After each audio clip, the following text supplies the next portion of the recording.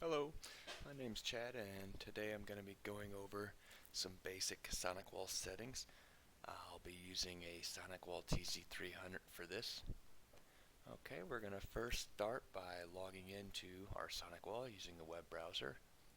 Using Firefox. You can use Chrome or Internet Explorer, anything like that'll work. If this is a new Sonicwall that you're using, you're going to see which port you can plug in to access it. Usually it's going to be the EXO port with an IP address of 192.168.168.168, and that's a /24 address.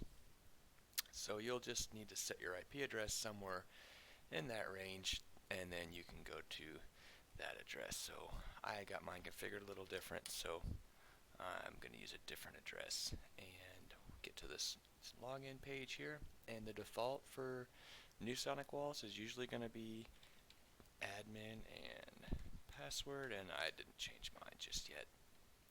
So the first place you're going to land is, if you've been on here before, is where you left off the last time.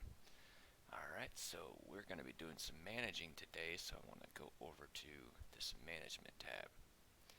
And I've got some configurations on here already, so before I get started I want to export those. That way if I get into trouble with what we're doing and I have some issues, I can just go ahead and import my configurations back and start over. So to get there, we're going to need to go to the firmware and backups on the left hand side here, and right in the middle we have an import export configuration. Click on that and export, and it's going to tell us the default name of our file, and we're going to go ahead and export that, and we're going to go ahead and save, and you can see right here it goes right to my downloads folder. Okay, so we're ready to get started since we've got our configs to go back to if we need it. First thing we're going to do is make a interface here on our network, and we'll do some VLANs and also some DHCP server settings and a couple other things. So we'll start with the interface first. The X4 is currently not being used, so we're going to turn that one on. So this will be just for your regular LAN settings. So the zone is going to be LAN, static IP mode, and we'll just give it an address real quick here, and just give it a subnet mask /24. We don't need a default optional gateway, and comment is just kind of give you a note for what it's for. And then we get to the management, where you've got some options here of HTTP, HTTPS, allowing the gateway to be pinged, enabling SNMP, and SSH if you want to putty into it. I like to do the HTTPS if this is going to be managed, because this also includes HTTP. It just redirects you to the HTTPS. So if you saw at the beginning when I logged into this, I didn't have to hit HTTPS. I just did the 10.2.2.1 and it redirected me to that. So that's kind of nice. And after we got that set how we want it, we can go ahead and hit OK. And pretty much that one's ready to use. If we've got a switch underneath of it, we can just set our IP address to somewhere in that range and we'd be good to go. So let's say that that switch has some VLANs on it, let's just say 10 and 20. So we can also do sub-interfacing on this port. And the cool thing about the Sonicwall, unlike a Cisco 2811 router, is you can still have an IP address for this port and use it even while you have sub-interfacing going on. So that's kind of cool. So we're going to go ahead and do a virtual interface here, and LAN again. Now the VLAN tag, we said we had 10 and 20, so let's do a 10. And the parent interface, just make sure you're picking the port where it's going to be under. So if our switch is connected to the X4, then we need to make sure we've got that set to the X4. Static mode IP, just giving it an IP address /24. Doesn't need that. Comment, we can just put VLAN something if you want some extra description there.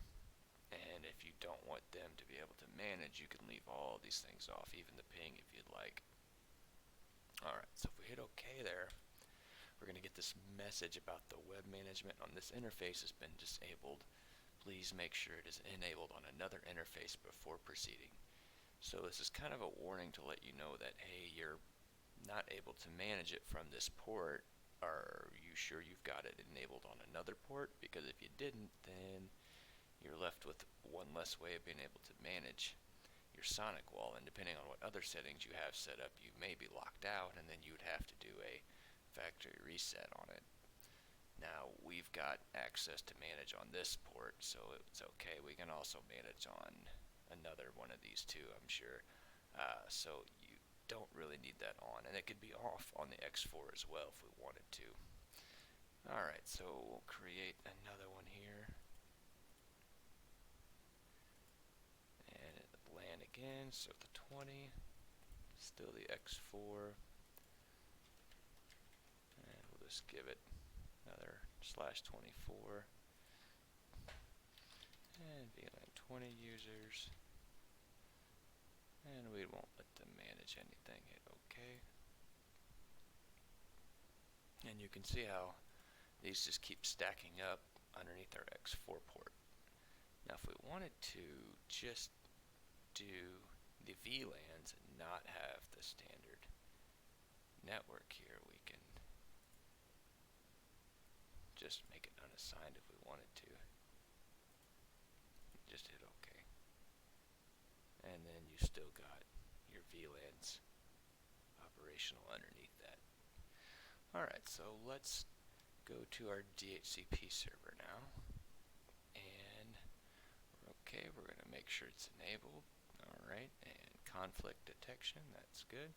And enable DHCP server persistence. So what that means is that these the DHCP leases get saved to a flash file, and DHCP server persistence monitoring interval basically says every 5 minutes I'm going to look at that flash file, see which leases have changed, and update that file.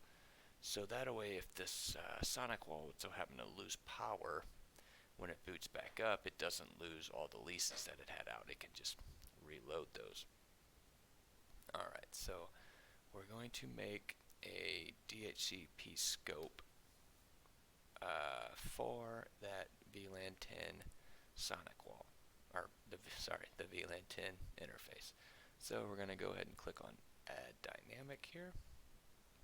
Enable this DHCP scope, and range start 10.0.16.2. If you remember, the 16.1 was the default gateway, so you want to make sure you're not starting your range on the gateway. We can go all the way to the end. The least time in minutes, so it's up to 1 day right now. And then the gateway we know is the 16.1 subnet mask /24. You can make a comment here if you want. Call it VLAN 10 users or something. And this interface pre-populate. This is what's going to tie this to that X4 VLAN 10 interface. So we'll click that and we'll hit OK. Alright, we'll see that it shows up right here, and it's been enabled. So now any end users on the switch that's below this connected into the X4 that were set to DHCP would now be able to pull an address from this range. Now as they come on board, you can look down here to your current DHCP leases, and there aren't any at this moment, but that's okay. As they would populate, this is where you're going to see them all show up, and you can refresh if you want.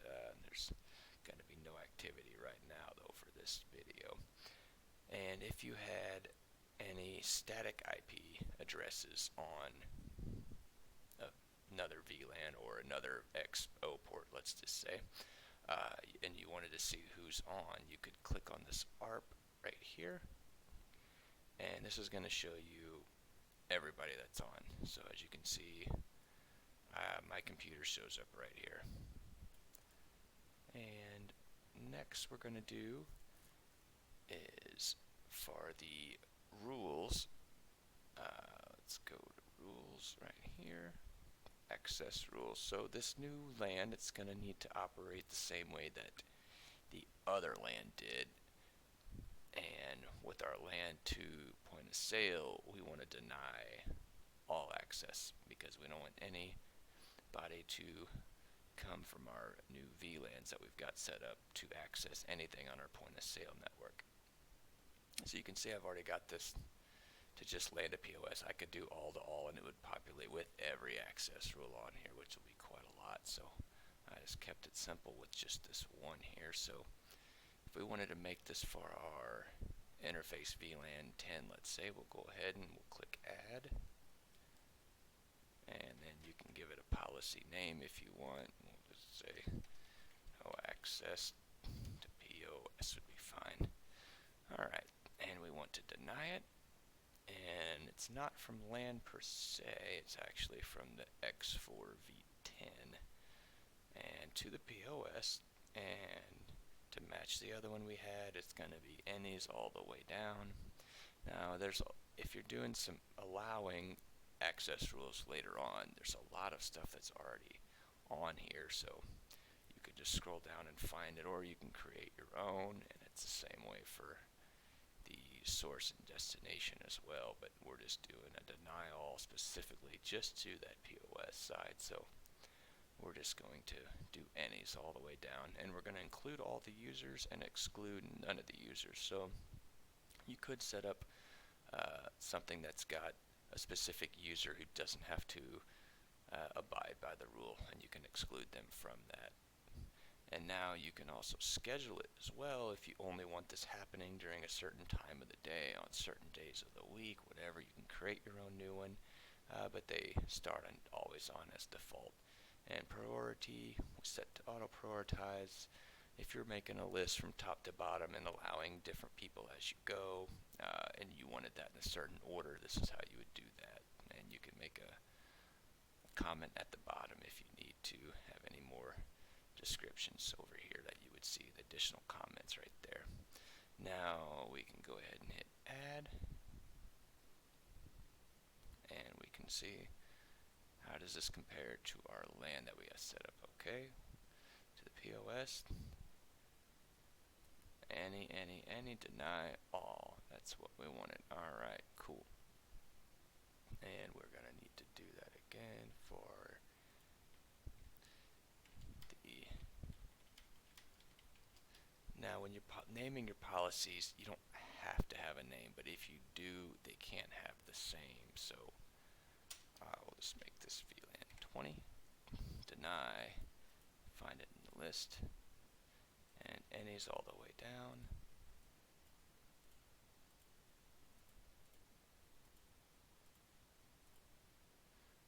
Include everybody, exclude nobody. So the same deal here. And it's saying check it. Yep, we can see also for our VLAN 20, we got all any's, deny everybody, and it's enabled. Alright, so that's all we're really going to do for today. We're now, let's just say that we had an issue with our configuration and we decide to, shoot, I don't want to do any of the things that we just did. Let's revert back. I messed up something, let's just say. So we're going to go back to our firmware backups. Import, export configuration. We're going to import configuration, and then we will proceed to import. And we'll browse for our file. And you can see I've got a whole list of them here, but this is the last one we exported.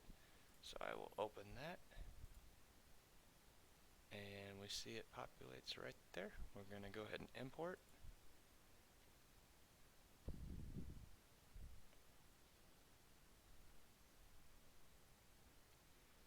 And after this imports, it's going to reboot.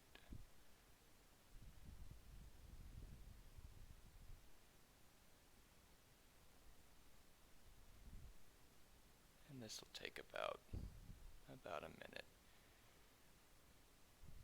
And once this comes back up, we're just going to actually confirm that the stuff that I did has gone away, and we're going to be back on our old settings.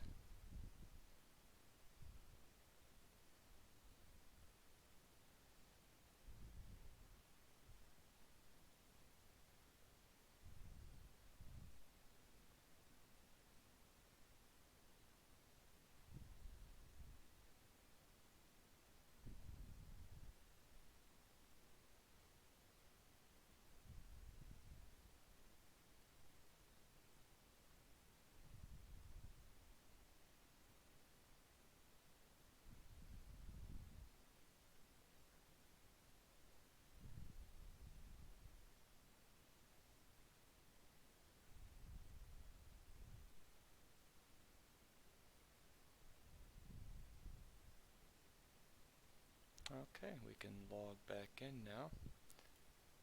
And our admin password spelled. Alright. Let's go check out our stuff. Go to network here, interfaces, and we can see unassigned. Our interface VLANs have gone away. Our DHCP scope range for the VLAN 10 is gone. And we can see our access rules have also been taken away. So now we're back to where we started. Alright guys, thanks for watching this video. Hope you found it helpful. Thanks, bye.